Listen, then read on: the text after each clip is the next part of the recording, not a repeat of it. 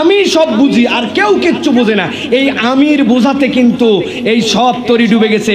আমি একটা কথা বলেছি, একটা কথার ভুলে আর একটা কথা না বলাতে কিন্তু এই পরিবর্তন। আমি আর উল্লেখ করতে চাই না, আপনারা ভালো করে বুঝে নেন।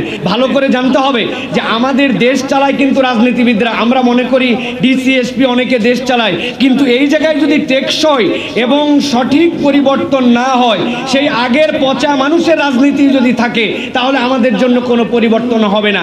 এই জন্য একটি কথা আমাদের মনে রাখতে হবে, আমাদের নেতার পরিবর্তন দরকার নাই, নেতা অটোমেটিক আল্লাহ তৈরি করবেন, কিন্তু নীতির পরিবর্তন আমাদের দরকার। এরপরে আমি সুনির্দিষ্টভাবে আপনাদের কাছে 5টি বিষয় বলবো যে কেমন বাংলাদেশ চাই। এক্ষেত্রে 5টি বিষয় 5 মিনিটের মধ্যে শেষ করার জন্য চেষ্টা করব। 1 নম্বর, আইনের শাসন চাই। আইনের শাসনের অন্যতম একটা দিক হচ্ছে দায়িত্বশীলকে নাগালের মধ্যে পাওয়া। প্রধানমন্ত্রী, রাষ্ট্রপতি তারা এমন এক কবজার মধ্যে থাকবেন, কোনোদিন তাদেরকে দেখবে না। জীবনে বাজার করার জন্য আসে নাই, জীবনে বাংলাদেশের হাসপাতালে ট্রিটমেন্ট নেওয়ার জন্য আসে নাই, তার বাজার কে করে, বাজার অন্যদের হুঁশ নাই তার। এই জন্য যারা দায়িত্বশীলতার জায়গায় থাকবেন, সপ্তাহে 2 দিন তাদেরকে বাজারে আসতে হবে, আইন করতে হবে। ডাক্তার প্রেসক্রিপশন করে রেফার করার আগ পর্যন্ত বিদেশে কোনো ট্রিটমেন্ট চলবে না, স্থানীয় হাসপাতালে তার ট্রিটমেন্ট নিতে হবে।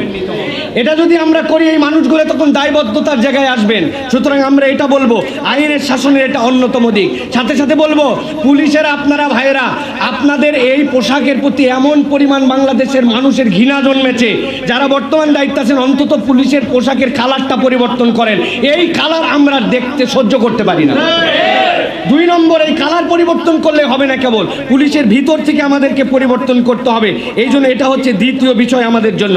3 নম্বর বিষয় যেটা বলবো সেটি হচ্ছে দুর্নীতি দমন। দুর্নীতি দমনের ক্ষেত্রে জবাবদিহিতা না থাকলে কখনো দুর্নীতি দমন হয় না। যেই দুর্নীতি দমন কমিশন আমরা দেখেছি, এই দুর্নীতি দমন কমিশন সবচেয়ে বড় দুর্নীতিবাজ, যারে মন চাইছে তারে তারা ফাঁসাইছে দুর্নীতিতে। সুতরাং এইরকম সর্ষের ভিতরে ভূত, এই সর্ষা দিয়ে ভূত তাড়ানো যাবে না, ঠিক কিনা? এই জন্য আমরা বলবো, দুর্নীতি দমন করতে চাইলে জবাবদিহিতামূলক আমাদের জন্য একটা সংস্কৃতি দরকার। এরপরে তৃতীয় যে বিষয়ের কথা বলবো সেটা হচ্ছে নৈতিক শিক্ষার পরিবর্তন।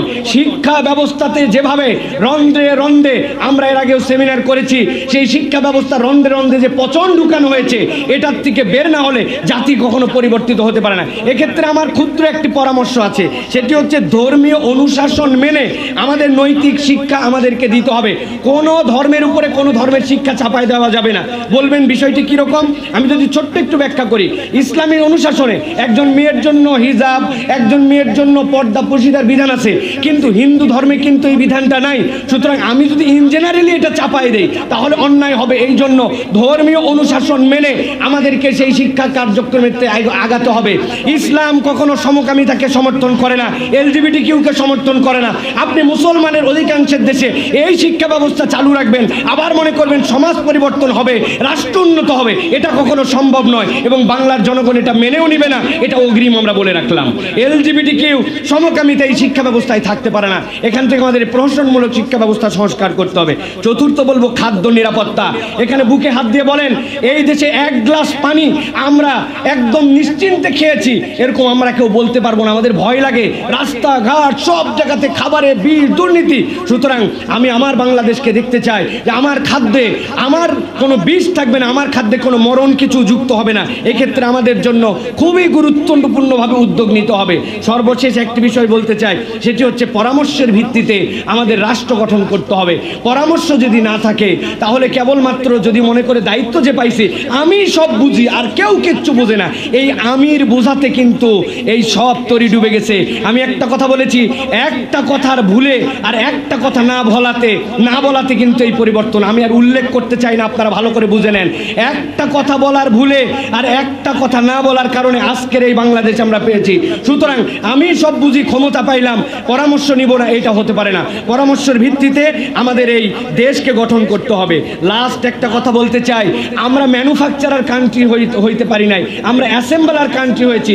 সুতা কিনে এক দেশ থেকে, মেশিন কিনে এক দেশ থেকে, তেল কিনে এক দেশ থেকে। আমি কেবল প্রোডাক্ট বানাই, সাপ্লাই করি না। অথচ আল্লাহ আমাদেরকে অন্যতম একটা ইন্ডাস্ট্রি দিয়েছেন, যে ইন্ডাস্ট্রির মূল্যায়ন কখনো কেউ করে নাই, সেটা হচ্ছে আমাদের কৃষি ইন্ডাস্ট্রি। আমাদের কৃষকদের দিকে নজর দিতে হবে, সিন্ডিকেট ভাঙতে হবে, কৃষককে সম্মান করতে হবে। আল্লাহ প্রদত্ত এমন এক দেশ যেখানে একটা বীজ ফেলতে দেরি, সেখানে গাছ উঠতে দেরি হয় না। সুতরাং এটাতে আমাদের নজর দিতে হবে। 30 সেকেন্ড বলতে চাই, আল্লাহর দেওয়া সফলতার একটা সূত্র আল্লাহ সূরা মায়েদার মধ্যে বর্ণনা করেছেন।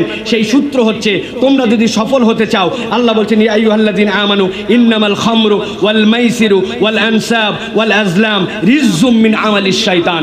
যেই দেশের মধ্যে মদ মাদকতা থাকবে, ওই দেশ কখনো উন্নত হতে পারে না। আমার তরুণ সমাজকে হেফাজত করার জন্য পাড়া মহল্লা থেকে আইন করে সকল মদের বার, মাদকতা, চোরাচালান, সিন্ডিকেট চিরতরে বন্ধ করতে হবে। আল্লাহ রাব্বুল আমিন আমাদেরকে এই সুনির্দিষ্ট প্রস্তাবনার আলোকে আমাদের দায়িত্বশীলদেরকে পরামর্শ গ্রহণ করে একটি ইনসাফ আদল ভিত্তিক রাষ্ট্র কায়েম করার তৌফিক দান করেন। ওয়া মা তৌফিক ইল্লা বিল্লাহ। আসসালামু আলাইকুম ওয়া রাহমাতুল্লাহি ওয়া বারাকাতুহু।